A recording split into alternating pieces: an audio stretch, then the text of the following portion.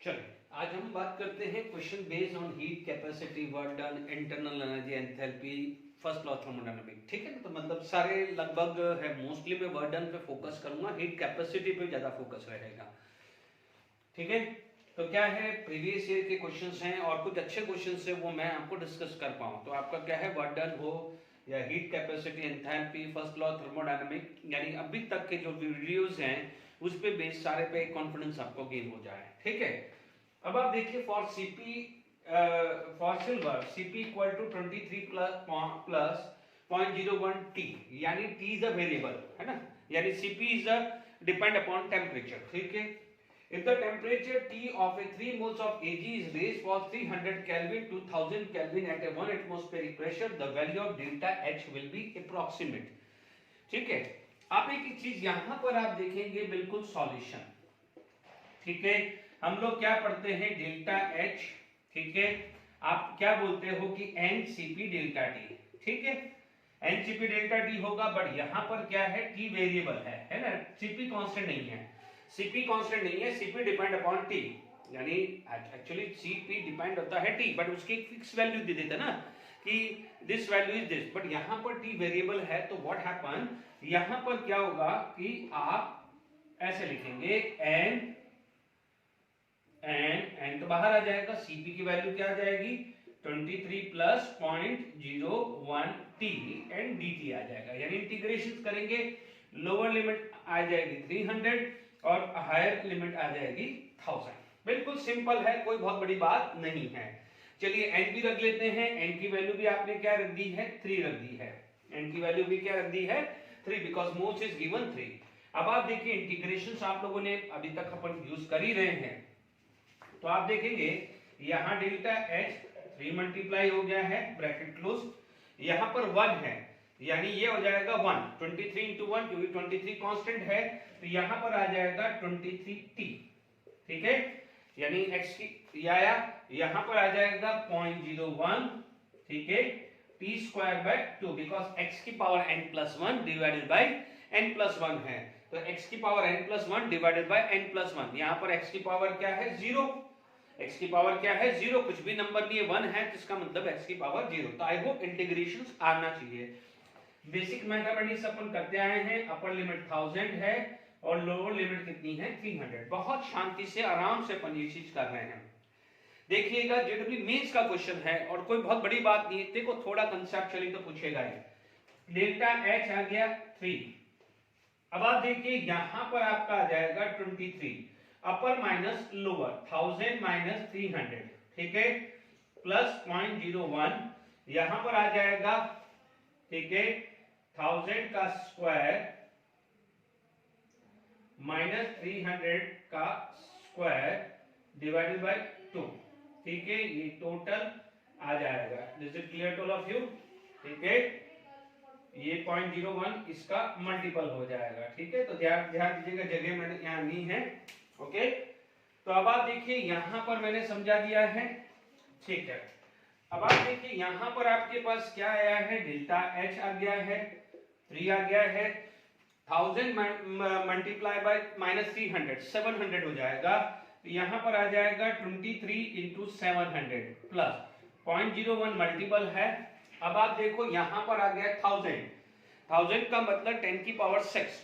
ठीक है, तो 10 की पावर 6 माइनस 300 का स्क्वायर क्या हुआ 9, क्या हुआ है 9 इंटू 10। अब आप देखिएगा यहां पर भी कितना आ जाएगा 0 0, तो इसका मतलब या तो मैं काम करूं यहां पर 10 का स्क्वायर और 3 का स्क्वायर करूं और 10 की पावर 4 को कॉमन ले लूं, तो 10 का स्क्वायर कितना हो जाएगा 100 और 3 का स्क्वायर हो जाएगा 9 डिवाइडेड बाई 2 कर देता हूं और 10 की पावर 4 को कॉमन ले लेता हूं, है ना। जैसे मैंने लीजिए 100 है ना, 100 का स्क्वायर कितना हुआ 10 की पावर 4, यहाँ भी 100 का स्क्वायर क्या हुआ 10 की पावर 4 और कॉमन बाहर ले लिया, तो 10 का स्क्वायर माइनस 3 का स्क्वायर हो जाएगा। डन। अब आप देख लीजिए 3 7 3 जा 21, 7 3 जा 21, 2 7 2 जा 14 और 2 16 161 है ना, 0 0 161 0 0 7 3 21 2 7 2 14 61। ठीक है, अब आप देखो 0.01 इंटू 10⁴ यानी 100 आ जाएगा, 100 इंटू 250, 100 इंटू डिवाइडेड बाय 250, ये this multiply by this 100, 100 divided by 250, 100 minus 9 कितना हो जाएगा 91, 100 माइनस 9 91। बिल्कुल आराम से कैलकुलेशन, कोई बहुत कॉम्प्लिकेटेड नहीं, थोड़ा टाइम लगेगा, 1 मिनट में हो सकता है। अब आप देख लीजिए यहाँ पर 16100 प्लस 5 1 जा 5, 5 9 जा 45, 5 9 जा 45 एंड 0, ठीक है, मल्टीप्लाई बाय 3 आना चाहिए। ओके, तो आप देखेंगे 16100 4550, ये आया 50602, है ना। तो ये कितना आ जाएगा 3 इंटू 20650, तो 3 2 जा 6, यानी आप 62 दिख रहा है, अप्रोक्सीमेट तो यही दिख रहा है। डायरेक्ट आप ये कर सकते हैं क्योंकि अप्रोक्सीमेट हुआ है, फिर भी क्योंकि किलो जूल में है, अपन अभी तक क्या निकाल रहे हैं, जूल में आ रहा है, क्योंकि सीपी की वैल्यू क्या है, जूल में दिया हुआ है, ठीक है। तो ये कितना आ जाएगा value, it implies that delta H, तो आप देखिएगा क्योंकि ये देखिए एग्जाम में तो फटाफट ही करना है, बट अभी अपन सीख रहे हैं तो सारी चीज ढंग से लें, जल्दबाजी नहीं करें। यह है 15, ठीक है, 3 18 प्लस 1 19 1 एंड 6, तो 61904 किलो जूल, और we can say 61.9 sorry 61.950 kilo joule और अप्रोक्सीमेट 62 किलो जूल, तो राइट आंसर आ गया है, ठीक है, आराम से क्लियर हुआ है, बहुत अच्छा क्वेश्चन है। आप ये जो चीजें क्वेश्चंस करा रहा हूं, तो इसका मतलब ये भी है कि आप इसको नई प्रोफाइल भी देखें। कहीं कोई क्वेश्चन ऐसे होते हैं कि जो ऐसा डाला जाता है कि यानी मैं इंटेंशनली डालता हूं कि इसको सिखाने के तौर पे भी ले लीजिए कि इन फ्यूचर में कभी इस टाइप के क्वेश्चंस आ जाए तो आप सीख पाए, ठीक है। अब आगे और क्वेश्चंस करते हैं, ठीक है, ठीक है, वापस से अगेन अच्छे क्वेश्चंस आ जाते हैं। 5 moles of an ideal gas at 100 Kelvin are allowed to undergo reversible compression till its temperature become 200 Kelvin. If the CV is given delta U and delta PV, है ना, यानी कुछ डेल्टा यू के मैंने कहा था कि कुछ इंटरनल एनर्जी के क्वेश्चंस भी डिस्कस करूंगा क्योंकि यहाँ पर वर्डन वाला भी है। चलिए, अब हमारे पास मान लीजिए सॉल्यूशन की बात करें, बिल्कुल सिंपल है, ज्यादा सोचना नहीं है, delta U is equal to n CV delta T, formula ये है। अब आप देखिए एन की वैल्यू कितनी दी हुई है, 5 मोल दी हुई है ना, सीवी की वैल्यू आपको 28 दिया है। आप इमेजिन करके देखो कितना सिंपल क्वेश्चन है, 20 यहाँ पर 200 है एन माइनस 100, 200 माइनस 100, तो ये कितना आ जाएगा 200 माइनस 100। यूनिट पे फोकस करना, थर्मोडायनामिक में यूनिट बहुत बड़ा रोल प्ले करेगा। 200 माइनस 100 100 आ जाएगा, तो ये कितना आ जाएगा 5 इंटू 28 इंटू 100, ठीक है, ये जूल है, तो 5 इंटू 28 कितना हो जाता है 140 और 00 जूल, इसका मतलब 14 किलो जूल, ठीक है। यानी ऑप्शन में आपके पास फर्स्ट एंड फोर्थ में बात आ गई, ठीक है। आपको पता है PV equal to NRT, PV equal to NRT, इसलिए delta PV equal to delta NRT आएगा, क्योंकि देखिए आर दिया एनआरटी आ गया। अब देखिए मोल्स फिक्स है, आर फिक्स है, तो चेंज कौन सा हो रहा है, टेम्परेचर, क्या चेंज हो रहा है, temperature, mole fix R fix, temperature change हो रहा है, T2 माइनस T1 आ गया। इज इट क्लियर, मोल कितना है 5, आर कितना है 8, T2 माइनस T1 डायरेक्टली मैंने 100 लिख दिया है, T2 माइनस T1 100 लिख दिया है, या आप लिख दीजिए 200 माइनस 100। अब आप सॉल्व कर लीजिए, 5 8 जा 40, 5 इंटू 8 40, 40 इंटू 100 400 आ रहा है, 4000 जूल, ठीक है, या 4000 जूल है, बट यहाँ पर 4000 जूल को आप क्या लिख सकते हैं कि 4 किलो जूल। तो एक आंसर ये आया, दूसरा आंसर ये आया है, ठीक है।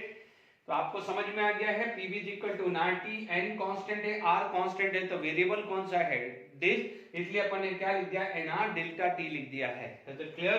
तो राइट आंसर कितना आ जाएगा 4 आ जाएगा, ठीक है, सिंपल सा था। नेक्स्ट क्वेश्चन देखिए, at constant volume 4 mole of an ideal gas when heated from 300 Kelvin to 400, कितना सिंपल क्वेश्चन से यही फॉर्मूला लगाना है, delta U is equal to n C B delta T.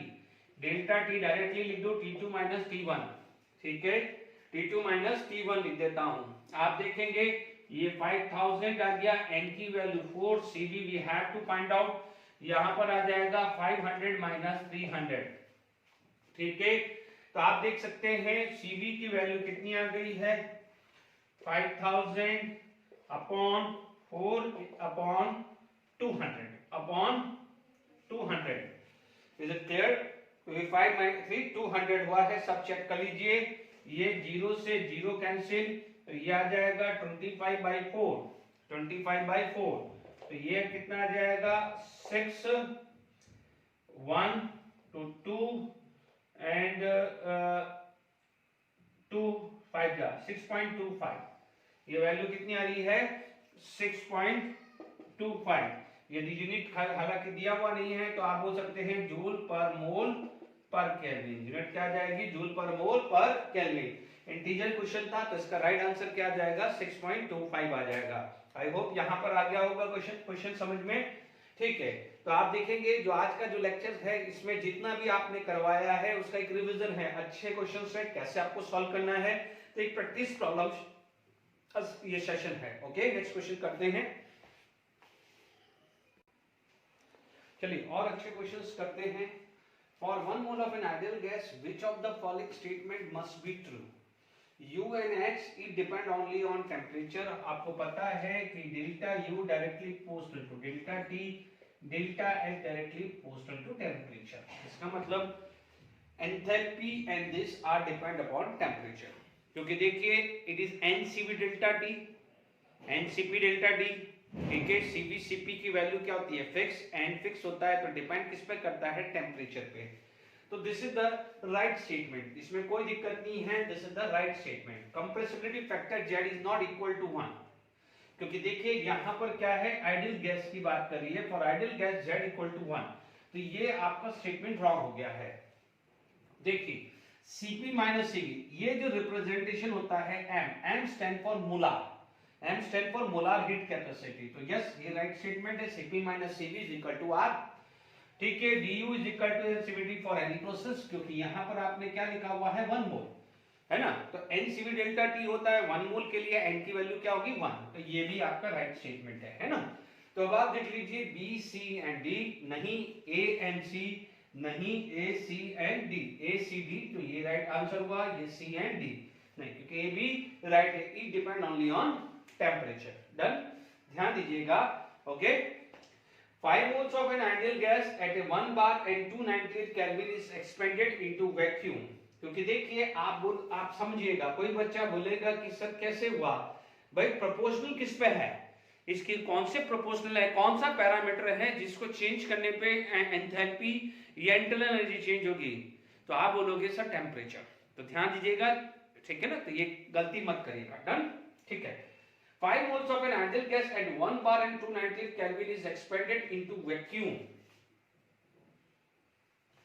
to double the volume, the work done is, ठीक है। No doubt यहां पर क्या जाएगा, ये वर्क डन होता है आइसोथर्मल वर्क डन, रिवर्सिबल, ठीक है। बट यहां पर क्या है वैक्यूम है, यदि ये सिचुएशन आ जाती है तो ये आता है आइसोथर्मल और रिवर्सिबल में है। आइसोथर्मल एंड रिवर्सिबल जो केस आता है उसमें ये आ जाएगा कि NRT आता है, बट यदि 1 मोल ले ले या 5 मोल ले ले तो उससे मल्टीप्लाई होना चाहिए, ठीक है।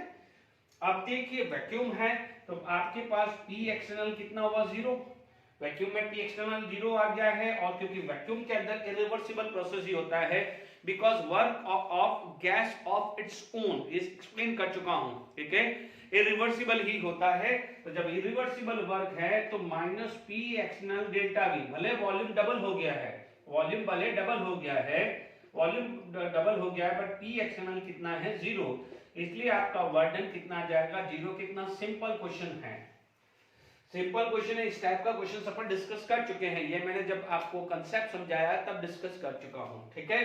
अच्छे क्वेश्चंस हैं, ठीक है। अब मैं JEE एडवांस के भी कुछ क्वेश्चन डिस्कस कर लेता हूं जो लेटेस्ट पे हैं। चलिए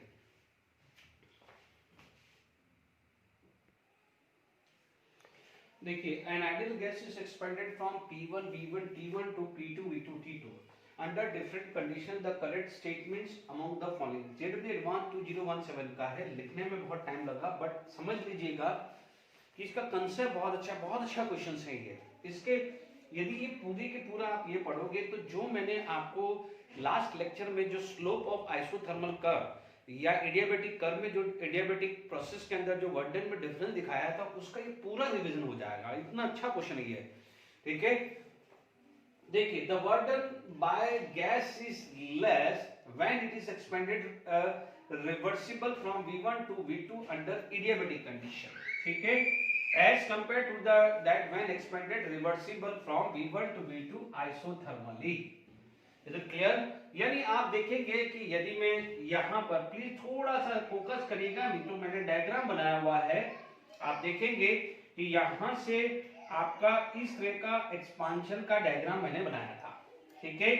अब आप देखेंगे ये वैल्यू था, ओके, ये आपको पता है ये एक्सपांशन है, तो दिस इज V2, आप चेक कर लेंगे लास्ट लेक्चर के नोट्स में, ये V2 ये V1, ठीक है। आपको ये भी पता है कि एडियाबेटिक का जो स्लोप था वो हमने पढ़ा हुआ था कि slope of adiabatic divided by slope of isothermal is equal to minus gamma, and gamma की वैल्यू क्या थी, ग्रेटर देन 1 थी, एग्री।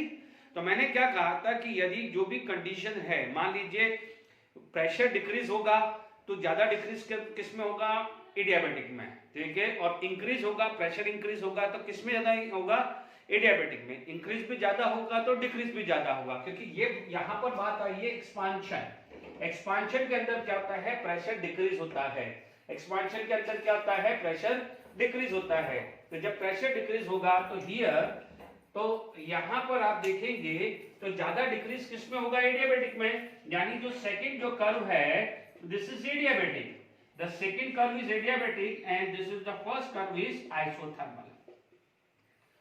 ये क्लियर हुआ, एडियाबेटिक एंड आइसोथर्मल। और अपन ने क्या पढ़ा है कि what is the वर्डन area under the curve, area under the curve. तो आप देख लीजिए आइसोथर्मल का एरिया ज्यादा होगा और एडियाबेटिक का वर्ड क्या होगा, कम होगा। आप चेक करेंगे नोट्स में तो हमारे पास एक्सपांशन के अंदर work done isothermal is greater than work done adiabatic, ठीक है, ये नोट्स में भी है, चेक कर लीजिए। अदरवाइज आप देख लीजिए एक्सपांशन में क्या होता है, प्रेशर डिक्रीज होता है, क्या होता है, प्रेशर डिक्रीज होता है, ठीक है, और यहां पर क्या हो जाएगा, आपका प्रेशर डिक्रीज होगा, वॉल्यूम इंक्रीज होगा, ठीक है। तो this is the condition for P2 V2 T2। और हमने ये भी पढ़ा हुआ है कि pressure isothermal is greater than pressure adiabatic, तो ये क्वेश्चन भी पूछा जा सकता था, pressure isothermal is greater than pressure adiabatic, कौन सा वाला, फाइनल वाला, ठीक है। तो यहां पर हमारा A राइट है, A is right that the work done by the gas is less when it is expanded reversibly from this. अब देखिए the second part is delta U of a gas is 0 if it is expanded reversible isothermal. इसका मतलब यहां पर क्या हुआ, isothermal है, that means T1 equal to T2, T1 equal to T2 if it is isothermally expand, यानी यहां पर ये वाले पॉइंट पे क्या है, T1 इक्वल टू T2 है। Positive if it is expanded reversible, यानी T1 does not equal to T2, ठीक है, T1 does not equal to T2, ठीक है। तो अब हमारे पास यदि बात करें तो देखिए ये मैं आपने नोट कर लिया है, तो A आपका राइट है, ठीक है, A is a right statement, okay, A is a right statement. यदि हम बात करते हैं तो आप देखेंगे डेल्टा U, तो हमने पता ही है कि डेल्टा U होता क्या है। सेकंड पार्ट का सॉल्यूशन दे रहा हूं B का, delta U is equal to NCV delta T। यदि आइसोथर्मल है तो delta T equal to 0, delta T equal to 0, delta T equal to 0 होगा, इसका मतलब क्या हुआ है, डेल्टा U 0। इसका मतलब ये वाले पॉइंट तो राइट है कि delta U is 0 if it is isothermal, ये हम फर्स्ट लॉ थर्मोडायनामिक में भी यूज करते हुए आए हैं। इट इज पॉजिटिव, ध्यान से समझिएगा, यदि आप यहां पर या तो आप रिलेशन ले लें या कंसेप्ट पे चले जाएं कि यदि आपका एक्सपांशन होता है तो क्या होता है, हीट लॉस होता है, एक्सपांशन होगा तो क्या होगा, हीट लॉस होगा, तो टेम्परेचर क्या होता है, लोअर होता है। मेक श्योर यदि एडियाबेटिक है तो T2 लेस देन T1 होता है, T2 लेस देन T1 हुआ, तो जब T2 लेस देन T1 हुआ तो डेल्टा T की वैल्यू क्या होगी, है नेगेटिव। ये फर्स्ट पार्ट है, ये सेकंड पार्ट है। डेल्टा टी नेगेटिव हो गया, if the delta T is negative in that case delta U is also negative, but यहां पर क्या पूछा है, पॉजिटिव बोला है, ये रॉन्ग हो चुका है, ये क्या हो गया है, रॉन्ग हो चुका है। Is it clear to all of you? Okay, तो आपको यहां पर बात समझ में आ गई है, ठीक है। आप चेक कर सकते हैं T1 V1 gamma -1 equal to T2 V2 gamma -1, उस रिलेशन से भी आप चेक कर सकते हैं V2 ग्रेटर देन V1 है तो T1 और T2 का क्या रिलेशन आएगा। Is it clear? यदि आप उससे भी चलो, अदरवाइज आप कंसेप्चुअली भी चले जाए, उसमें टाइम नहीं खराब करना क्योंकि ZB का पार्ट है, ठीक है। तो ध्यान दीजिएगा, जब भी एक्सपांशन होगा हीट लॉस हुआ, सॉरी नॉट एडियाबैटिक बोल रहा हूं, गलती है। आप देखिए यहां पर अपन इससे निकाल दीजिए, सबसे बढ़िया T1 V1 gamma -1 T2 V2 gamma -1। मैं गलती से बोल गया कि एडियाबैटिक में हीट लॉस होगा क्योंकि इसमें तो ट्रांसफर नहीं होगा, सॉरी। तो आप देखिएगा सबसे बेस्ट है, फिर इससे ही निकाल दीजिए कि T1 V1 गामा आपके पास क्या है, V2/V1, ठीक है, V2/V1 इज इक्वल टू, यदि मैं मान लीजिए यहां पर बात करूं तो V2/V1 equal to T1/T2, T1/T2, ठीक है। देख लीजिए V2 अब आप देखिए यहां पर आया गामा -1, V2 की वैल्यू ग्रेटर देन V1 है, V2 ग्रेटर देन V1, तो यानी T1/T2 ग्रेटर देन 1 आएगा, तो T1 is greater then T2। तो यहां पर मैंने आपको ये भी प्रूव कर दिया है। चलिए ठीक है, एडियाबैटिक में गलती से हीट आ गया है कि आइसोथर्मल दिमाग में रह गया था, ठीक है, तो कोई बात नहीं, आपको मैंने यहां पर प्रोसेस पढ़ा दिया है, ठीक है। T1 V1 equal to T2 V2 gamma -1, ये पढ़ चुके हैं अपन, ओके। तो V2/V1 gamma -1 equal to T1/T2 आएगा। Is it clear? आपको पता है V2 की ग्रेटर देन V1 है, एक्सपांशन है, तो V2 ग्रेटर देन V1 है, तो T1 क्या होगा, ग्रेटर देन T2 होगा। तो ये भी मैंने क्लियर कर दिया है आपको, तो यानी यहां पर सेकंड राउंड हो चुका है। Is it clear to all of you? ठीक है, तो आइसोथर्मल के अंदर क्लियर हो गया है कि डेल्टा यू क्या हो गया है, equal to 0, whereas adiabatic में क्या होगा, इफ इट इज एक्सपांशन तो डेल्टा यू नेगेटिव होगा, इफ इट इज कंप्रेशन तो डेल्टा यू पॉजिटिव होगा, ठीक है। If the expansion is carried out freely it is simultaneously both isothermally as well as adiabatic, ठीक है। यदि फ्री एक्सपांशन आ रहा है इसका मतलब वर्डन 0 है, फ्री एक्सपांशन का मतलब वर्डन 0 है, ठीक है। तो जब वर्डन 0 है तो इसका मतलब क्या हुआ है, या तो एडियाबैटिक हो या सेम हो, ओके, ठीक है। वर्डन फ्री एक्सपांशन है 0, ठीक है। तो अब आप देखिए यहां पर देखिए मैंने बिल्कुल एक एक का सॉल्यूशन दे रहा हूं, बहुत अच्छी है, ये कंसेप्ट क्लियर हो गया है, बहुत अच्छा क्वेश्चन है ये आपका, जितना भी एडियाबैटिक और आइसोथर्मल वाला है उसमें सब क्लियर होगा। तो देखिए फ्री एक्सपांशन में वर्डन 0 ये तो मानते हैं आप, ठीक है, अभी पढ़ा है इस लास्ट क्वेश्चन में। अब आ जाइए फर्स्ट लॉ थर्मोडायनामिक, ठीक है। फर्स्ट लॉ थर्मोडायनामिक में आप देखेंगे कि क्या होता है, W इज इक्वल टू 0, ठीक है। यदि आपके पास आइसोथर्मल है, समझिएगा, मैं ध्यान दीजिएगा, मैं आइसोथर्मल है तो डेल्टा U 0 है, क्या है, डेल्टा U 0। अब वर्डन तो 0 हुआ, अब डेल्टा U भी 0 है, वर्डन भी 0 है, इसका मतलब क्या हो जाएगा, delta U is equal to Q। देखिए यहां पर आप लिख दीजिए delta U is equal to Q plus W। पहली कंडीशन ले रहा हूं कि यदि आइसोथर्मल है, समझना, पहली कंडीशन ले रहा हूं आइसोथर्मल है, तो आइसोथर्मल में डेल्टा U 0 होता है, बी वाले में भी समझाया, ठीक है। अब डेल्टा U 0 है और वर्डन 0 ही है क्योंकि यहां पर एक्सपांशन कैरिड आउट फ्रीली है, ठीक है। तो जब डेल्टा U भी 0 W भी 0 है तो U 0 W 0, तो इट इंप्लाइज दैट Q 0 हुआ है। यहां तक समझ में आ गया? इसे आप क्या बोल दोगे, एडियाबैटिक हो गया। Q 0 का मतलब क्या हुआ, एडियाबैटिक हुआ। अब सेकंड कंडीशन ले रहे हैं कि यदि एडियाबैटिक हो, क्या हुआ है, सेकंड कंडीशन क्या है, एडियाबैटिक। एडियाबैटिक में क्या होता है, Q 0 और वर्डन तो 0 लेना ही है, तो Q 0 वर्डन 0 तो डेल्टा U 0, तो इसे क्या बोलेंगे अपन, आइसोथर्मल बोलेंगे। Is it clear? तो आप क्या बोलोगे, if the expansion is carried out freely, in तीनों पॉइंट में ये बहुत ही अच्छा पॉइंट है। If the expansion is carried out freely it is simultaneously both isothermally as well as adiabatic as well as isothermally, दोनों साइमल्टेनियसली चल रहा है। यदि फ्री एक्सपांशन हो रहा है ठीक है, आपके सामने है free expansion W0। First law thermodynamic में पढ़ते हैं delta U is equal to Q plus W। Isothermal में क्या होता है डेल्टा U0, एडियाबैटिक में Q0। क्योंकि वर्डन फ्री एक्सपांशन में है तो W0 है, तो according to first law thermodynamic Q0 हो जाएगा, डेल्टा U 0 हो जाएगा, यदि मैं फर्स्ट लॉ थर्मोडायनामिक के हिसाब से बात करूं। ठीक है, यहां तक क्लियर हो गया है। तो isothermal as well as adiabatic, तो ये राइट हुआ है। Work on the gas is maximum when it is compressed irreversible from P2 V2 to P1 V1 against external pressure। ये तो खैर स्टेटमेंट डी है, क्योंकि आपको पता है कि यहां पर जब भी कंप्रेशन होगा तो P external equal to P internal plus delta P। ठीक है, और आपको पता है हमने पढ़ा हुआ ही है कि irreversible work done compression form compression में मैक्सिमम होता है, उसके बाद reversible compression approximate equal to reversible expansion सबसे लिस्ट होता है वर्क इसमें इरिवर्सिबल एक्सपांशन में। तो कंप्रेशन में वर्क सबसे ज्यादा होगा, वो तो पहले ही प्रूव कर चुका हूं। ठीक है, तो ये भी राइट है आपका स्टेटमेंट, ये भी क्या है राइट स्टेटमेंट है। क्योंकि आप देखेंगे यदि P वर्सेस V का ग्राफ बनाएंगे तो आप देखेंगे यहां पर पहले P2 था। ठीक है, ये मान लीजिए P2 है एंड P1। ठीक है, P2 है एंड P1 V1 मान लीजिए यहां वॉल्यूम है, तो आप कंप्रेशन में आप इस तरह से ले सकते हैं, एरिया अंडर द कर्व ले सकते हैं। फिर भी मान लीजिए इसकी जरूरत नहीं है, हमारे को पता है, हमने लिखा हुआ है work done irreversible compression is greater than work done reversible. ये compression as well as expansion दोनों में आएगा। ठीक है, फिर आ जाएगा work done irreversible expansion. Is it clear?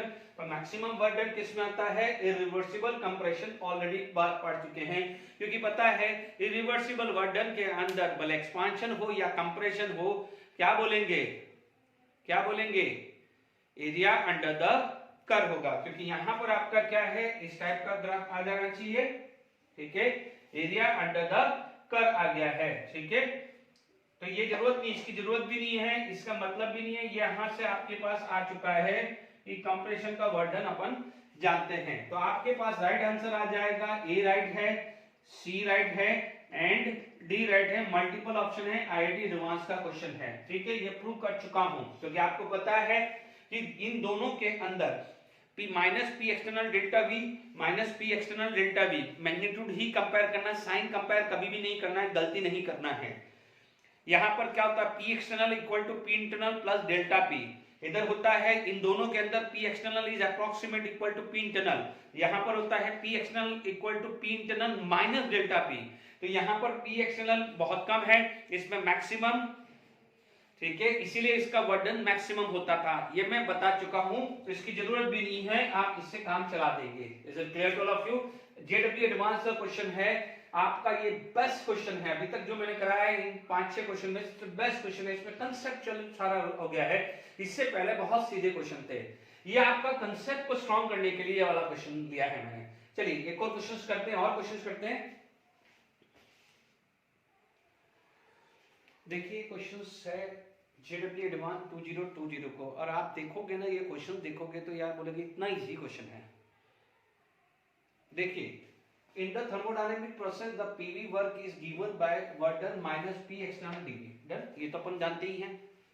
For a system undergo particular process the work done is this, यानी उसके हिसाब से ये वर्डन है।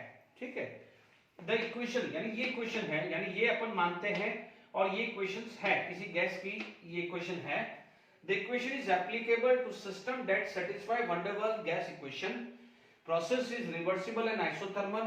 Process is reversible and adiabatic. Process is irreversible at constant pressure.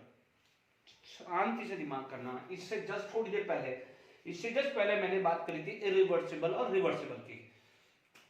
आप जरा इसका सॉल्यूशन देखेंगे। मैं मान लीजिए मैं ये वाला स्टेटमेंट लेके जाता हूं, ठीक है, वंडर वाल गैस इक्वेशन। तो आपको पता है, पहले तो आपने कहा है वंडर वाल गैस इक्वेशंस को मैं लूं, वंडर वाल गैस इक्वेशन। तो वंडर वाल गैस इक्वेशन होती क्या है? ठीक है, यदि मान लीजिए P plus A upon V square V minus B is equal to RT, यदि मैं 1 मोल के हिसाब से बात करूं, ठीक है, ये पता ही है हमारे को। अब आप देखिए यहां पर इस इक्वेशंस को लिख सकता हूं P plus A B square RT upon V minus B, यानी ये मैंने यहां नीचे ले लिया, ओके। इसके बाद P is equal to RT V minus B minus A upon V square, तो ये मेरी एक इक्वेशन आ गई है। बट ध्यान दीजिए this is the pressure of gas, this is the pressure of gas, ध्यान रखना वंडर वाल गैस इक्वेशन। अब मान लीजिए मेरे पास ये अभी थोड़ी देर के लिए साइड में रख लिया कि यानी मान लीजिए मुझे ये इक्वेशन यूज करनी है, मुझे ये यूज करनी है, तो ये प्रेशर ऑफ ए गैस है। तो आप थोड़ा सा कंडीशन याद करिए, रिवर्सिबल के लिए, रिवर्सिबल भले वो एडियाबैटिक हो या आइसोथर्मल हो, रिवर्सिबल एडियाबैटिक हो या आइसोथर्मल, दोनों केस में इक्वेशंस अपन ने क्या यूज करी थी, हमने यूज किया था कि P external equal to P internal, बोला था कि नहीं बोला था, यानी P external is equal to pressure of the gas, P external equal to pressure of the gas. जबकि यदि मान लीजिए यहां पर इरिवर्सिबल होता, इरिवर्सिबल होता तो P external equal to P internal plus minus delta P था। इसका मतलब इरिवर्सिबल के अंदर आप pressure external equal to pressure of gas नहीं ले सकते, यहां पर pressure external does not equal to pressure of gas. तो इसका मतलब यदि ये तीनों इक्वेशन सेटिस्फाइड हो जाती है तो ये तो वैसे ही सेटिस्फाइड नहीं होने वाली है, क्योंकि ये इरिवर्सिबल है, ये रिवर्सिबल है, ये रिवर्सिबल है। तो रिवर्सिबल में तो आपका ये आया। अब ढंग से सुनो, यानी ये प्रेशर ऑफ गैस आ गया, ठीक है, और आप इस प्रेशर ऑफ गैस को आप प्रेशर एक्सटर्नल ले सकते हो इफ इट इज रिवर्सिबल, ठीक है, रिवर्सिबल है तो आप ये ले सकते हो, ओके। चलिए अब हमारे पास बात करें तो हमारे पास ये चीज आई, ठीक है। अब pressure external equal to pressure of gas आ गया, तो अब आप देखिए अब हमारे पास क्या है, work done minus P external कितना हुआ, RT upon V minus B minus A upon V square dV हो जाएगा कि नहीं होगा, क्लियर, P एक्सटर्नल dV। तो आप देखेंगे यही तो इक्वेशन हुआ है कि नहीं हुआ, चेक कर लीजिए ये आया कि नहीं आया। भले इसको आप ऐसा लिख दीजिए, यदि इस फॉर्म में लिखना है तो आगे dV लिख दीजिए, कोई प्रॉब्लम नहीं है, ठीक है। यदि इसको लिखना है तो आप इसको dV यहां भी लिख सकते हैं, इसमें कोई बड़ी बात नहीं। कोई बच्चा बोलेगा इसमें तो आगे dV लिखा पीछे लिखा, उससे कोई फर्क नहीं पड़ता है, ठीक है ना। आप यहां पर डॉट आ गया है, ठीक है। तो आप देख लीजिए यही इक्वेशन है, तो यानी आपका ए राइट है कि सिस्टम, यानी आपका ये होता है यदि कोई सिस्टम का ये है तो इसके लिए क्या क्या रिक्वायरमेंट है। तो यस, सिस्टम सबसे पहले चाहिएगा कि this is for van der Waals gas equation, yes right है। इट शुड बी रिवर्सिबल, बिना रिवर्सिबल के P external equal to P gas नहीं होगा, तो ये भी राइट हुआ और ये भी राइट हुआ, क्योंकि ये रिवर्सिबल हो या रिवर्सिबल एडियाबैटिक हो या रिवर्सिबल आइसोथर्मल हो, दोनों के अंदर P external equal to P internal समझाया हुआ है। याद करिए मैंने जब रिवर्सिबल और इरिवर्सिबल में कंपैरिजन कराया था तो मैंने एडियाबैटिक आइसोथर्मल नहीं बोला था, ठीक है। कोई भी हो, रिवर्सिबल हो सॉरी आइसोथर्मल हो या एडियाबैटिक, हाँ आइसोथर्मल और एडियाबैटिक इनमें कंपैरिजन करना है तो वो अलग चीज आ जाती है, डन। तो आपके पास ये नहीं चलेगा क्योंकि यहां पर P external does not equal to pressure of gas, यानी आपका आंसर क्या आ जाएगा, फाइनल जो आंसर आपका आया है इस इक्वेशन में वो आया है आंसर आपका A, B एंड C आया। This is multiple option, recently JEE advance 2020 का सिंपल क्वेश्चन था, दिमाग लगाने वाला था। आपका ये आज का लेक्चर में इतने कंसेप्ट क्लियर हो जाएंगे कि work done, reversible, irreversible, isothermal, adiabatic, इनकी सारे क्लियर हो जाएगी, डेल्टा U, डेल्टा H, ठीक है, ये सब क्लियर हो जाएगा आपका, ठीक है। अब आगे और क्वेश्चन कर लेते हैं। देखिए ये नेक्स्ट ये है, ए reversible cyclic process for an ideal gas is shown below here, PV, T and R pressure, volume and temperature respectively. The thermodynamic parameter Q, W, H and U are heat, work, enthalpy and isothermal energy respectively. The correct option is R. ठीक है, आपके पास क्या है A B C and D दिया हुआ है। अब ढंग से समझना है, ठीक है। अब मान लीजिए ए सी है तो आपका जो है होगा ए से सी जा रहा है, ठीक है। जैसे सी ए है तो सी से ए जा रहा है, ध्यान रखना है। ए से सी जा रहा है क्योंकि ये सारे के सारे यदि मैं क्यू डब्ल्यू को छोड़ दूं तो एच यू है, या डब्ल्यू में भी क्या हो जाएगा डेल्टा वी है ना। तो डेल्टा वी में क्या हो जाएगा फाइनल और इनिशियल का मैटर आता है, तो इसलिए ध्यान रखना है। ए से सी है तो ए इनिशियल सी फाइनल, और यदि सी से ए है तो सी इनिशियल है और ए फाइनल है, इतना ध्यान रखना है आगे बढ़ने से पहले। डन। चलिए, यहां पर जो ग्राफ है वॉल्यूम है, ये वॉल्यूम है टेम्परेचर। यहां पर आप देखेंगे कि यहां पर वॉल्यूम आपका क्या है कांस्टेंट वॉल्यूम है। तो ये जो कंडीशंस है, मान लीजिए एसी है तो ये आपका क्या है आइसोकोरिक हुआ, यानी कांस्टेंट वॉल्यूम।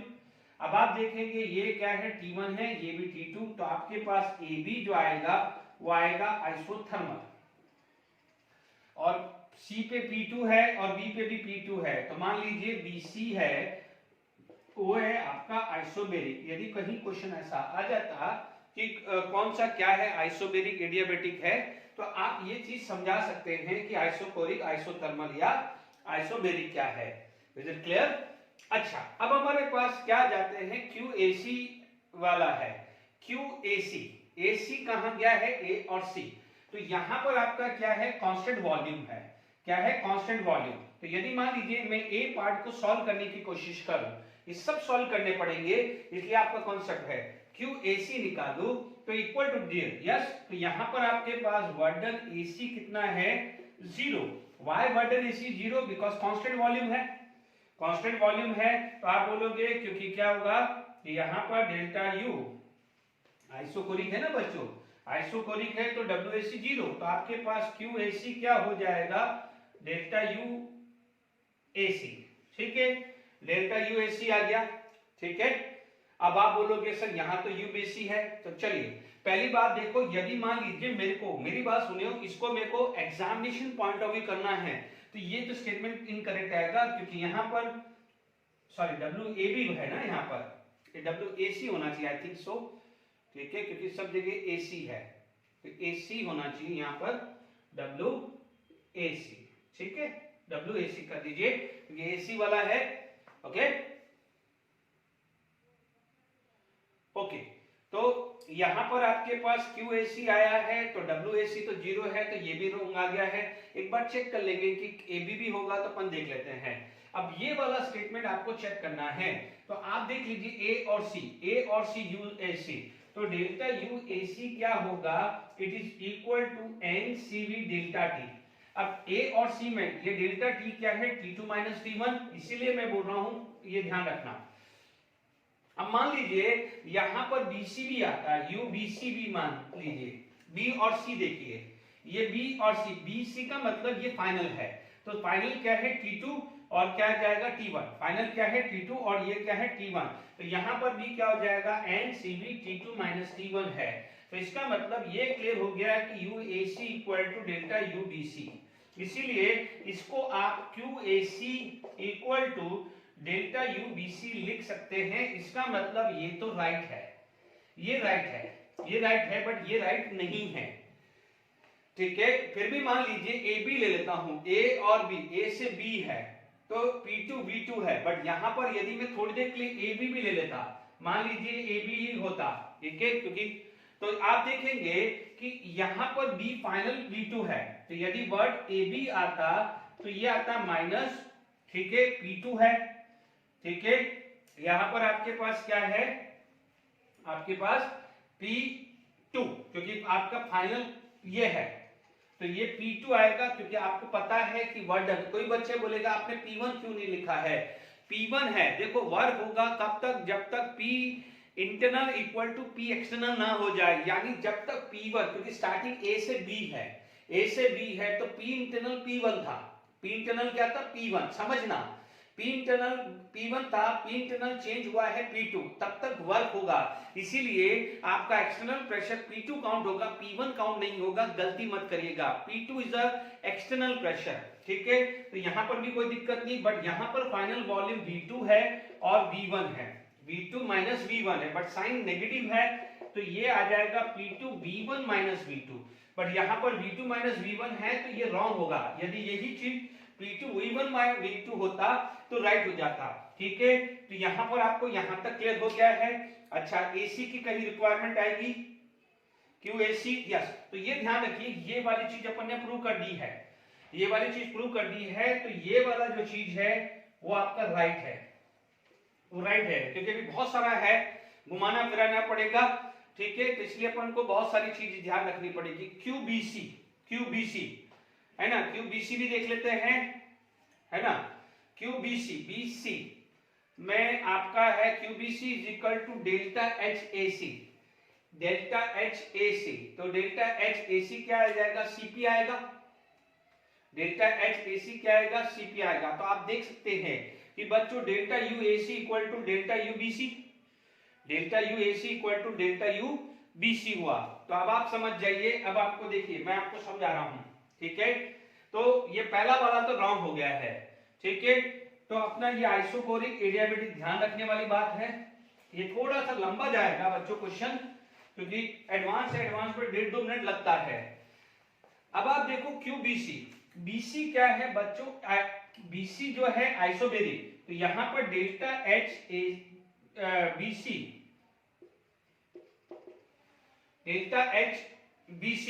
BC क्या है, यहां पर आ जाएगा NCP। अब आप देखो B से C है तो T2 माइनस T1 आया, T2 माइनस T1 आया। ठीक है, अब आप देखो HBC क्या है, HBC क्या है, आइसोबेरिक है, तो आइसोबेरिक में क्या लिखते हैं, delta H equal to QP, तो यानी यहां पर भी क्लियर हुआ, तो delta HBC is equal to QBC। तो ये वाले लाइन के लिए तो delta HBC equal to QBC हो गया है, शांति से करना है। बट अपन को चाहिए QBC equal to delta HC, तो डेल्टा HAC ये रहा, तो डेल्टा HAC आएगा NCP।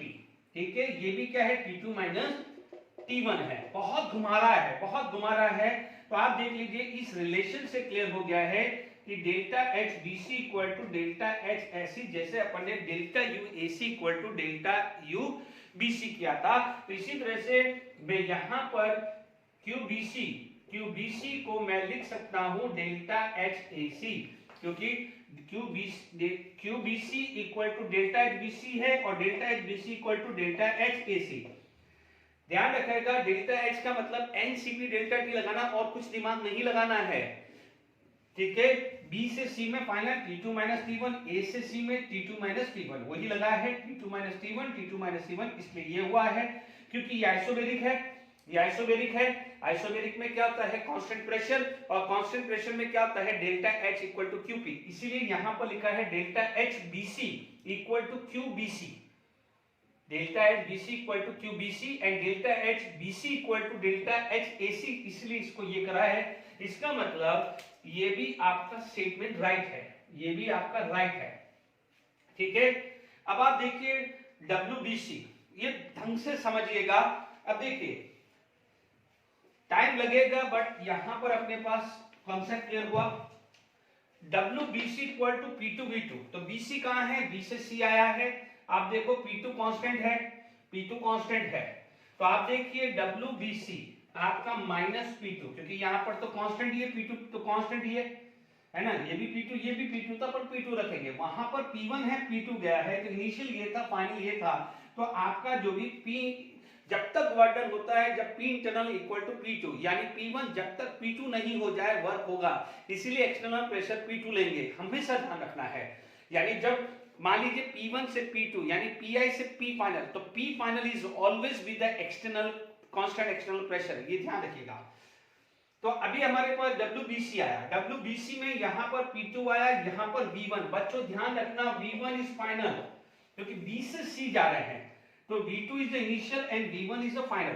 तो आपके पास क्या आया है, P2 ये minus minus V2 minus V1, तो ये राइट है, ये भी राइट है। इसका मतलब आपका B तो राइट हुआ, ये भी राइट है, तो B तो आपका राइट हो गया है। Is it clear? अभी आप देखो QBC equal to delta HAC मैं प्रूव कर चुका हूं, तो ये भी राइट हो चुका है। ठीक है, अब मुझे ये CA और ये दोनों रिलेशन मुझे चाहिए। तो मेरा बी तो राइट हो गया है। यदि ये हुआ, ये भी राइट हुआ, तो ये हो जाएगा, ये हुआ तो ये राइट हो जाएगा। अब आप समझ लीजिए, ठीक है, ज्यादा भी टाइम नहीं है, ठीक है। अब हमारे पास देखते हैं, समझना, अब सी से ए मांगा है, क्या मांगा है, सी से ए। तो आप देखेंगे डेल्टा एच सी से ए और डेल्टा यू सी से ए, डेल्टा एच सी से A and delta you see से ए। तो सी से ए, सी से ए, तो ये आ जाएगा एंड सीपी।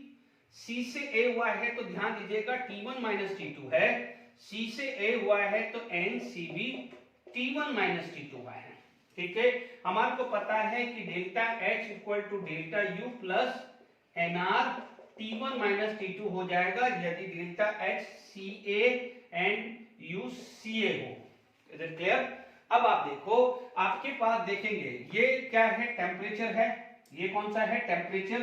तो यहां पर आप देखो T1 यहां है, ये T1 है, तो T2 यहां है, ये T2 है, ये T2 है, तो ये क्या है, T1 है। तो इससे मतलब ये समझ में आ गया है कि T1 लेस देन T2 है, T1 लेस देन T2 है।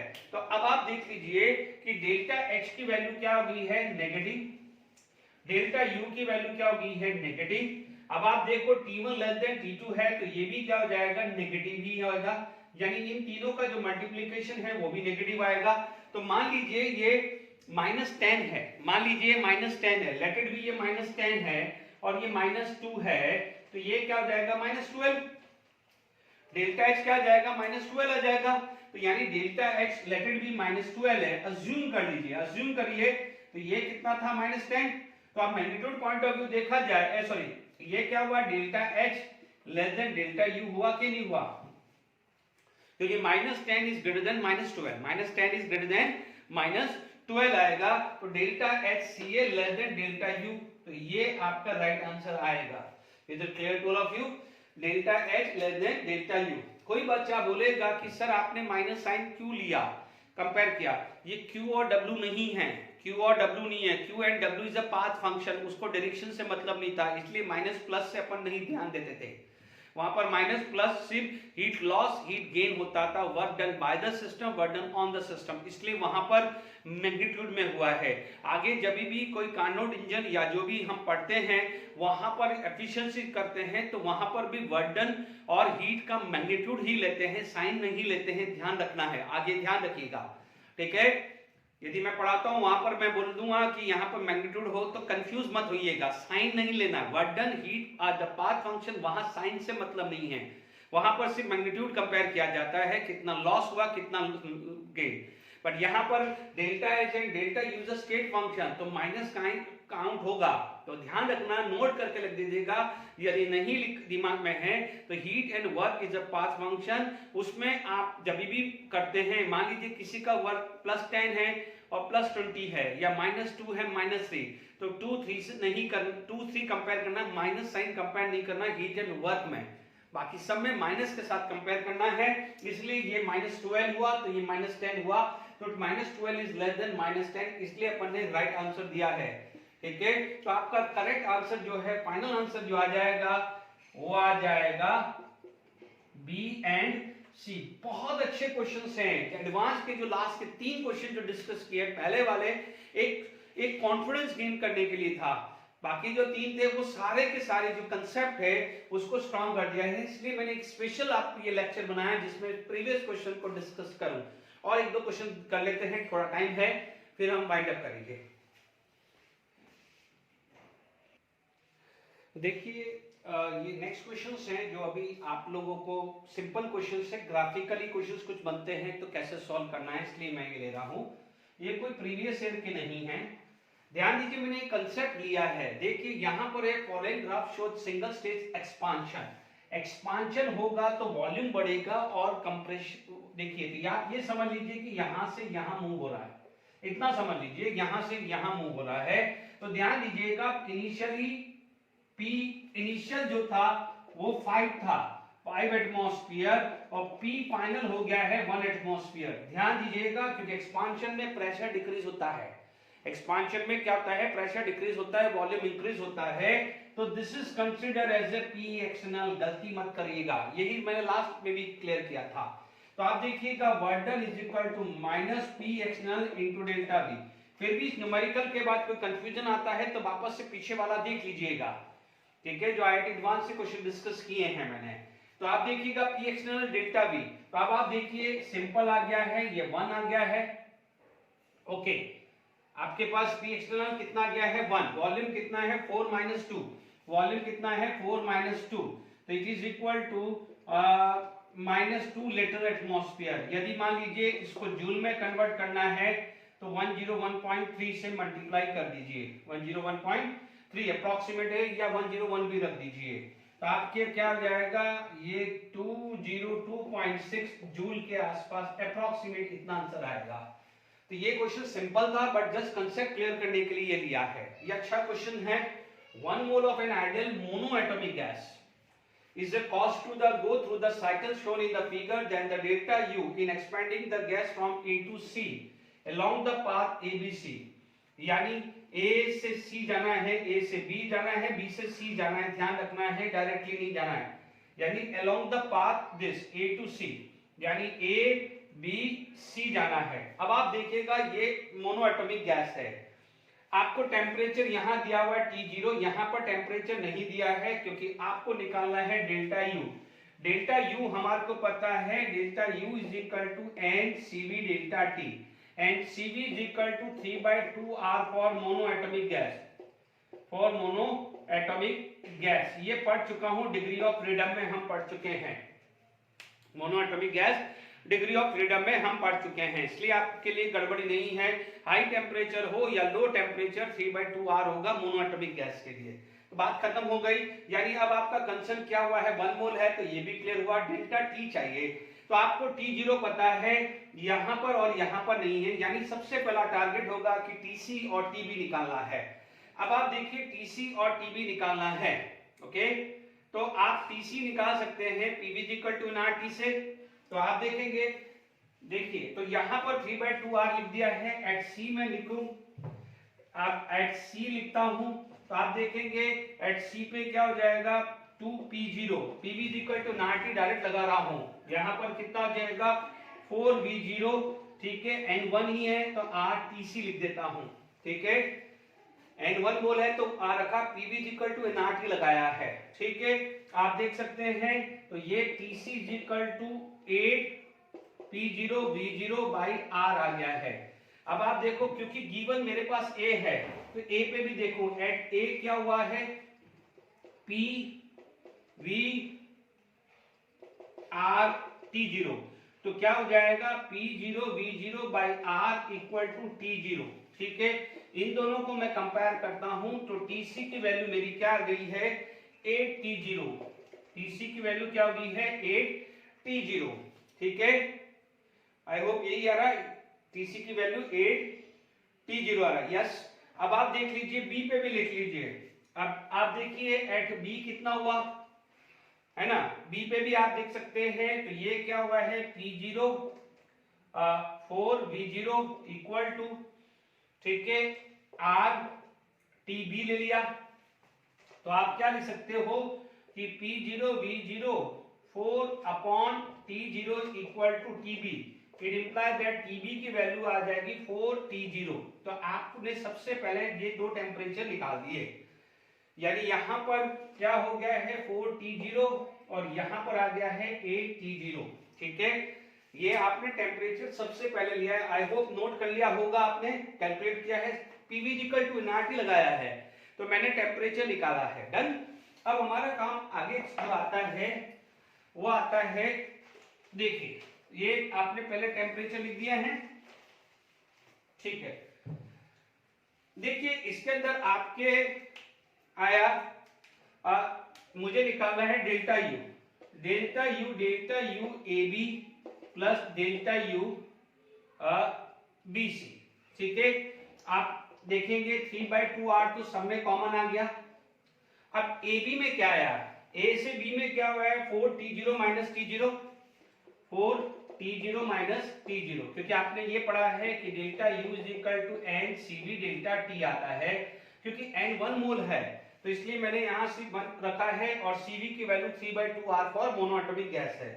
ठीक है, यहाँ पर 3/2R आ गया। ओके, यहाँ पर क्या है फाइनल टेम्परेचर, क्योंकि आपको चाहिए A से B, B से C चाहिए।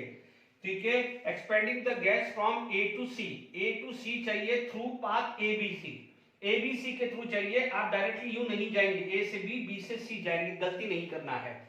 तो यहाँ पर फाइनल, ये final minus initial, final minus initial, तो 8T0 माइनस 4T0।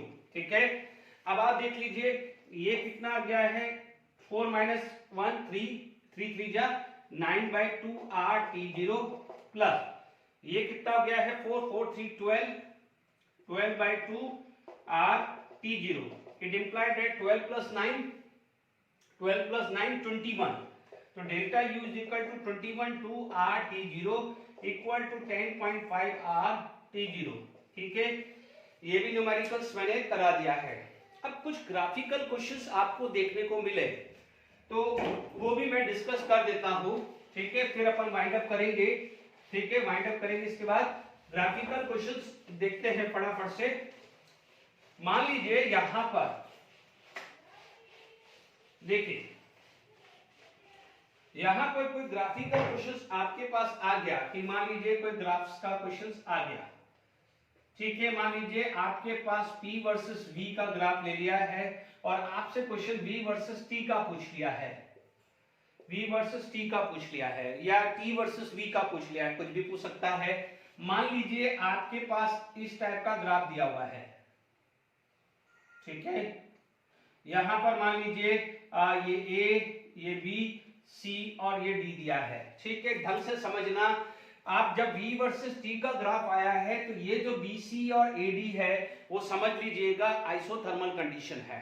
ठीक है, what it is isothermal condition. ठीक है, तो यहां पर आपके पास जो है आइसोथर्मल कंडीशन है। अब आप चीजों को समझने की कोशिश करिए। ठीक है, ये V वर्सेस T भी आ सकता है, T वर्सेस V भी। आप देखेंगे यहां पर आप देखेंगे कि यहां पर वॉल्यूम कांस्टेंट है, यहां पर वॉल्यूम कांस्टेंट है, तो यहां पर प्रेशर मेजर करें तो ये PC और ये PD आया। ठीक है, PC और PD आया, तो कांस्टेंट वॉल्यूम पे क्या होता है, कांस्टेंट वॉल्यूम पे क्या होता है, PC/TC इज इक्वल टू, मैं इस लाइन की बात कर रहा हूं, PD/TD। ठीक है, इससे क्लियर हो गया कि जब आपका, समझ लीजिए आप कांस्टेंट वॉल्यूम में बोलते हैं, जब वॉल्यूम कांस्टेंट होता है तो P directly proportional to temperature बोलते हैं कि नहीं बोलते हैं, क्या बोलते हैं, Gay-Lussac's law at a constant volume. तीनों लॉ लगाने इस ग्राफ को कंपेयर करने के लिए कि at a constant volume pressure directly proportional to temperature, यानी TC ग्रेटर देन TD आ जाएगा, TC ग्रेटर देन TD। और यहां पर क्या आ जाएगा, वॉल्यूम सेम है। ठीक है, ये क्लियर हुआ। सिमिलरली ये वाले केस में पता चल गया है कि TB is greater than TA, क्योंकि pressure of B is greater than pressure of A, pressure of B greater than pressure of A है, तो कांस्टेंट वॉल्यूम पे P directly proportional to temperature हुआ। तो ये तो समझ में आ गया है कि आपका जो टेम्परेचर है ये समझ में आ गया। अब वॉल्यूम को भी तो देखना है, क्योंकि मान लीजिए ये तो समझ में आ गया है कि आपका ये ग्राफ बनेगा इस तरह का। ठीक है, टेम्परेचर हायर, वॉल्यूम हायर भी तो देखनी पड़ेगी। तो अब आप देख लीजिए कि यहां पर देखते हैं कि C और D का तो मान लीजिए आपका वॉल्यूम सेम है, बट यदि आप देखेंगे तो D की वॉल्यूम इनसे ज्यादा है, volume of this is greater then this, volume of this greater than this, यानी ऊपर क्या जाएगा, D आ जाएगा, ये C आएगा, ये B आएगा, तो ये क्या आएगा, A आएगा। कितना आसानी से हो गया, क्योंकि देखिए वॉल्यूम ऑफ C और D तो सेम था, वॉल्यूम ऑफ A और B तो सेम था, but temperature of C greater than, इसलिए C यहां लिखा और D यहां लिखा। टेम्परेचर ऑफ B ग्रेटर है तो TB यहां लिखा, तो ये TA लिखा है। क्योंकि देखिए ध्यान रखना है, ये कंडीशन आपको आइसोथर्मल लेके चलनी है।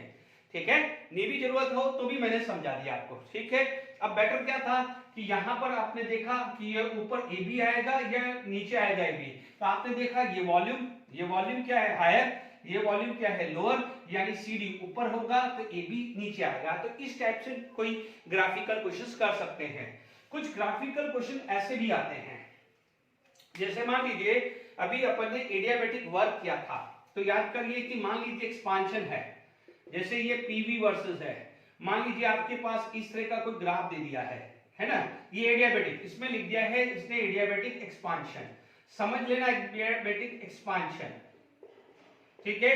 अब एडियाबेटिक एक्सपांशन है तो आप ये क्या बोलते थे, स्लोप बोलते थे, ये θ1 और ये θ2 स्लोप बोलते थे, और स्लोप ऑफ एडियाबेटिक जो था वो प्रोपोर्शनल क्या था, गामा का, यानी जितना गामा की वैल्यू ज्यादा होगी उतना क्या होगा, एडियाबेटिक, जितना गामा की वैल्यू ज्यादा होगी उतना क्या है, डिक्रीज होगा तो ज्यादा डिक्रीज होगा, और इंक्रीज होगा तो ज्यादा इंक्रीज होगा। एक्सपांशन में डिक्रीज होगा तो कंप्रेशन में क्या होगा, इंक्रीज। सपोज मान लीजिए एक और ले लेता हूं, ये एक सी ले लेता हूं, थोड़ा सा ये ग्राफ ऐसा ले लेता हूं, ये बी ले लिया और ये वाला ग्राफ ऐसा ले लिया सी, ठीक है। अब मान लीजिए यदि मेरे पास पूछा जाए तो ए बी सी, ठीक है। अब आप देखिए गामा की वैल्यू 1.67, गामा की वैल्यू 1.4, गामा की वैल्यू 1.33 होती है। किस किस के लिए होती है, समझ में आया। आप देखेंगे ये स्लोप सबसे कम है, तो सबसे कम वैल्यू कौन सी है, ये, यानी गामा 1.33 के लिए आ जाएगी। उसके बाद क्या हो जाएगा, गामा 1.4 के लिए आ जाएगी, और ये क्या जाएगा, गामा 1.67 के लिए, यानी ये हीलियम, नियॉन, आर्गन। कभी कभी कंपैरिजन में पूछा जाएगा, ये जैसे हाइड्रोजन हो गया डायटोमिक ऑक्सीजन, या लीनियर पॉलीएटॉमिक CO2, ये जो भी होगा polyatomic non linear SO3, ammonia etcetera.